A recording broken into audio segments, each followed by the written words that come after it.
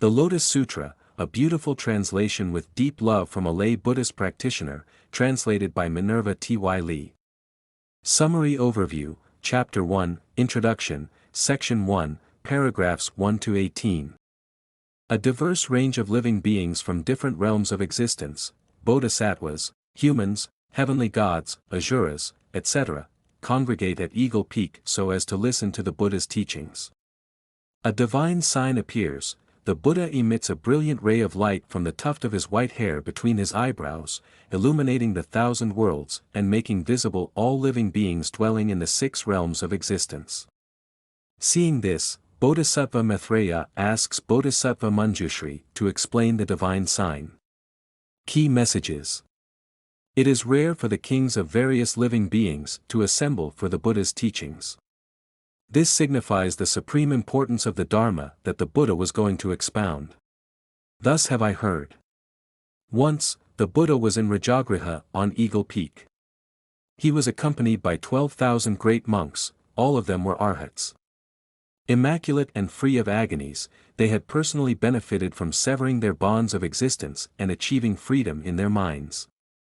The names of these well-known great arhats were Ajnata Kandinya, Mahakashyapa, Uravilvakashyapa, Gayakashyapa, Nadikashyapa, Shariputra, Mahamadgalyana, Mahakatyayana, Anirudh, Kafana, Gavampati, Revata, Pilandavatsa, Bakula, Mahakashtila, Nanda, Sundrananda, Purna, son of Maitreyani, Subhuti, Ananda, and Rahula. In addition, there were 2,000 disciples, both the apprentice and the proficient ones. Nun Mahaprajapati came with her 6,000 followers. Rahula's mother, Nun Yashodhara, also came with her followers. 80,000 bodhisattvas mahasattvas were non-backsliders of supreme perfect enlightenment. All of them had obtained dharni. They turned the irreversible Dharma wheel by preaching eloquently and joyously.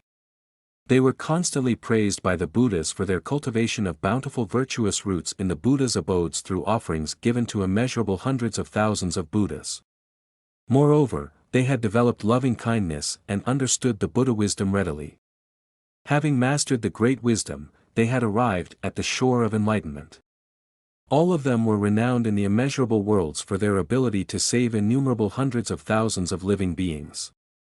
The 80,000 bodhisattvas mahasattvas were, Bodhisattva Manjushri, Bodhisattva Avalokitesvara, Bodhisattva Gainer of Great Authority, Bodhisattva Ever Diligent, Bodhisattva Never Resting, Bodhisattva Precious Palm, Bodhisattva Medicine King, Bodhisattva Courageous Giver, Bodhisattva Precious Moon, Bodhisattva Moonlight, Bodhisattva Full Moon, Bodhisattva Great Power, Bodhisattva Infinite Power, Bodhisattva Transcending Threefold World, Bodhisattva Bhadrapala, Bodhisattva Maitreya.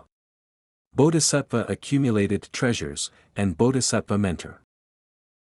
At that time, Lord Shakra, king of the heavenly gods, was present together with his 20,000 heavenly sons, namely Heavenly Son of the Moon, Heavenly Son Universal Fragrance, and Heavenly Son Precious Light.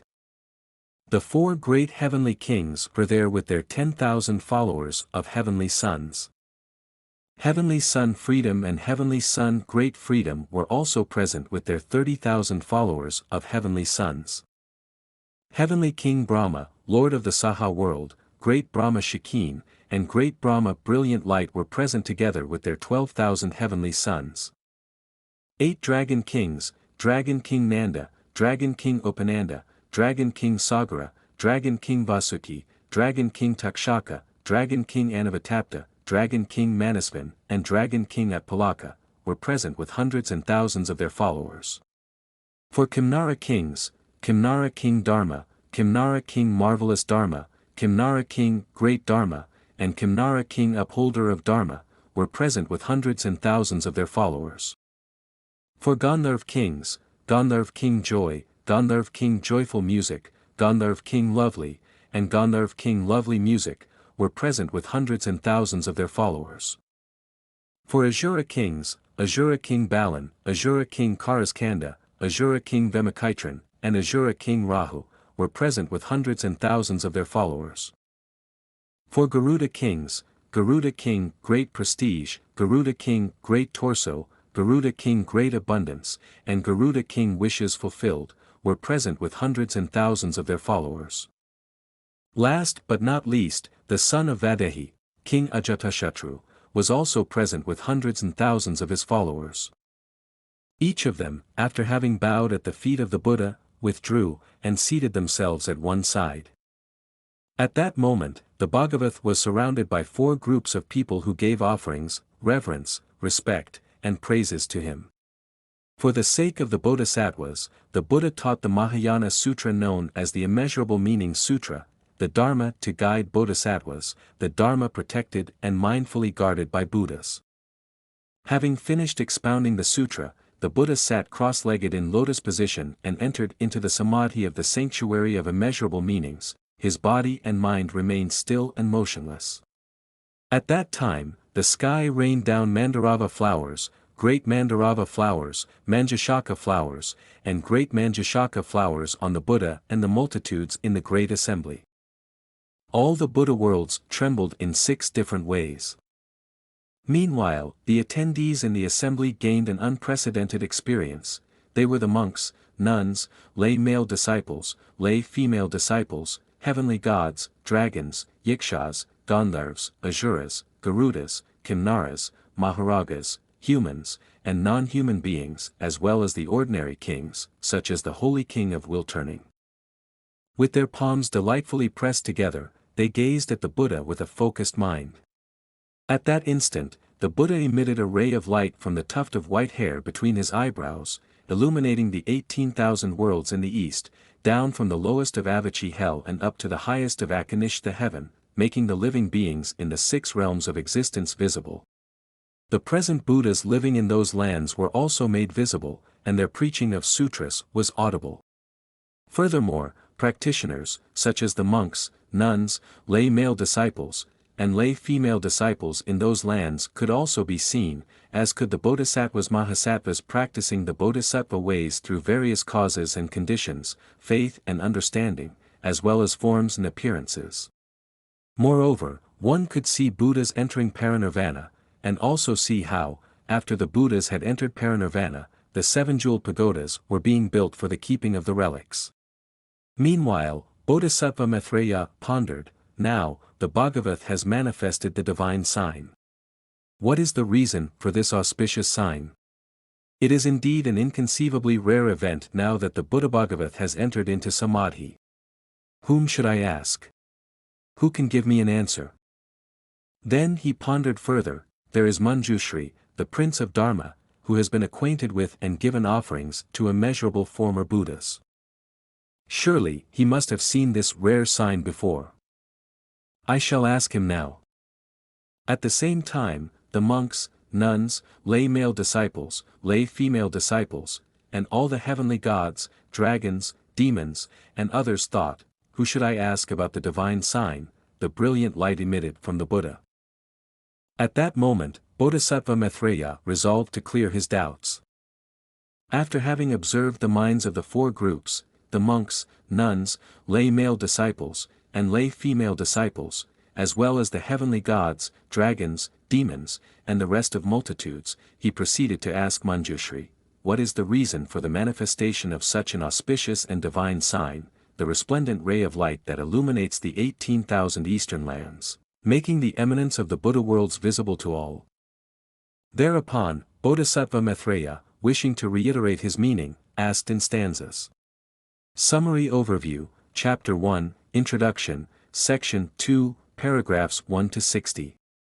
Bodhisattva Maitreya asks Manjushri in poetic stanzas about the appearance of the light. O Manjushri! Why does our teacher emit a ray of resplendent light? From the tuft of white hair between his eyebrows, bringing illumination everywhere in the worlds. Mandarava flowers and Manjushaka flowers are rained down. Fragrant breeze of sandalwood is blown, bringing delights to the hearts of the assembly. What are the reasons?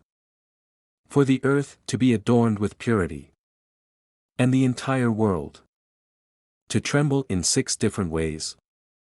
Meanwhile, the 4 groups are delighted.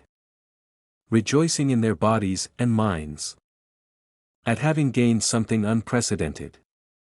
The brilliant beam of light from between his brows illuminates the 18,000 lands in the eastern direction, enveloping all of them in golden hue. Living beings in the 6 realms of existence throughout the universe.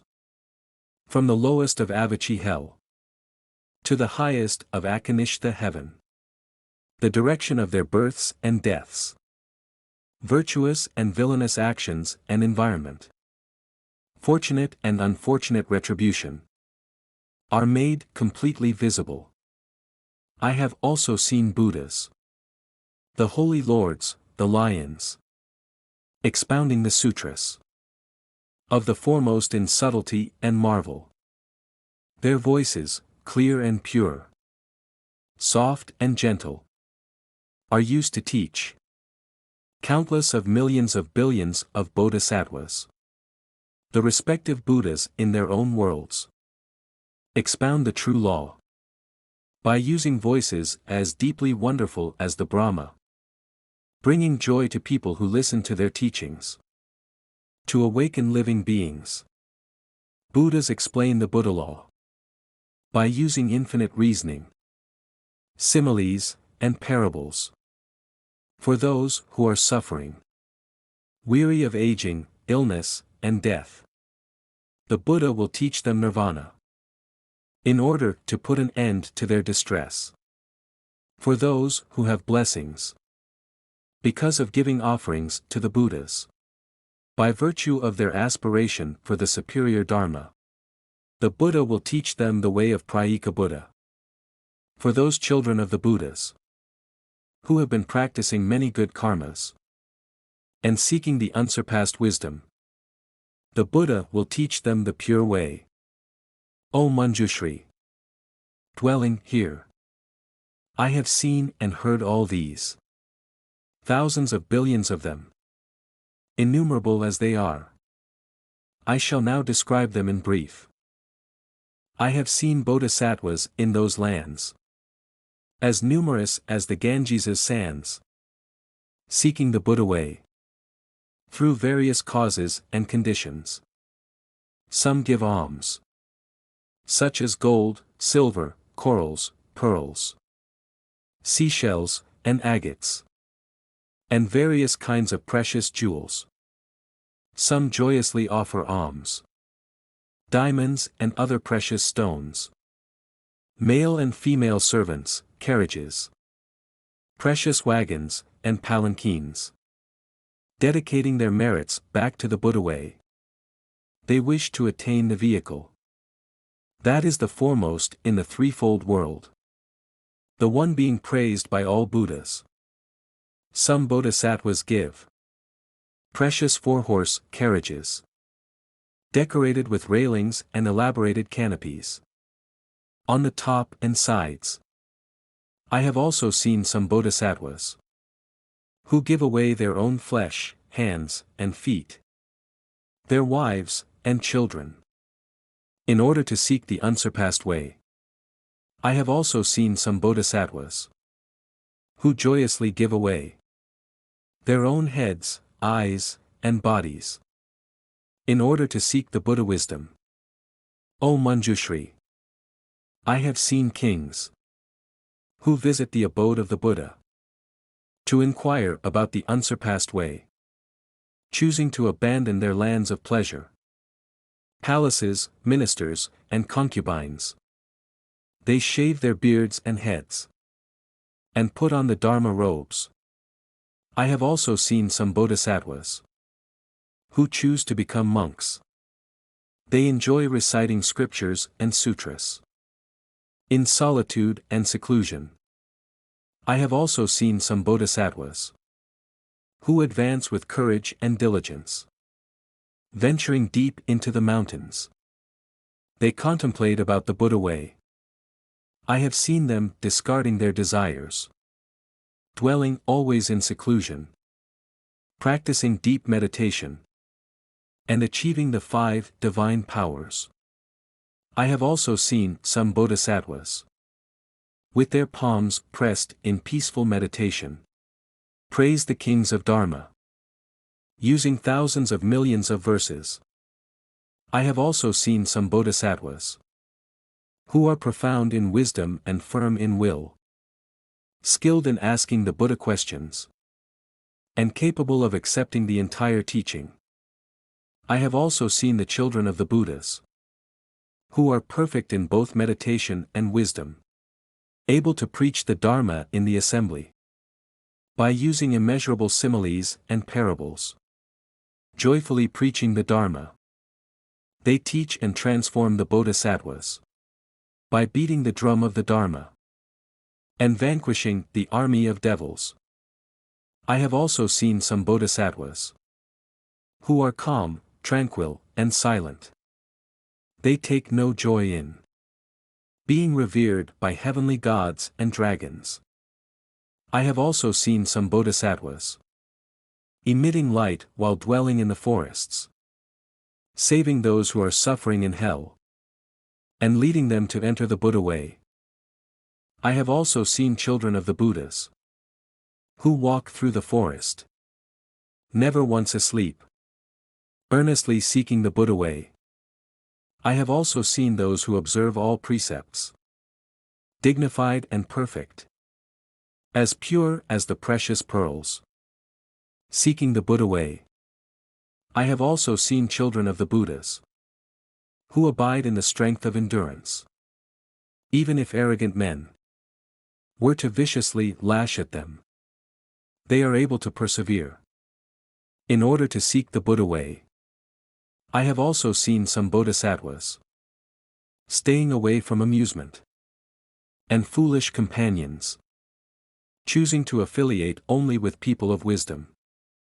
They focus on eliminating distractions, controlling their thoughts amidst the mountains, for thousands of millions of billions of years, in order to seek the Buddha way. I have also seen some bodhisattvas who give sumptuous food and drink, and hundreds of herbal soups, to the Buddha and the monks.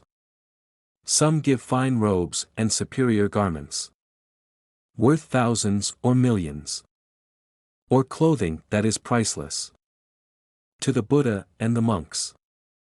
Some give thousands of millions of billions of opulent buildings made of sandalwood, and various exquisite articles of bedding, to the Buddha and the monks. Some give impeccable gardens, abundant in flowers and fruit, replete with flowing springs and bathing pools, to the Buddha and the monks. Some, joyfully and willingly, give an assortment of exquisite and wonderful alms, in order to seek the unsurpassed way. There are bodhisattvas who expound the Dharma of Nirvana, and a variety of other teachings, so as to lead the innumerable living beings.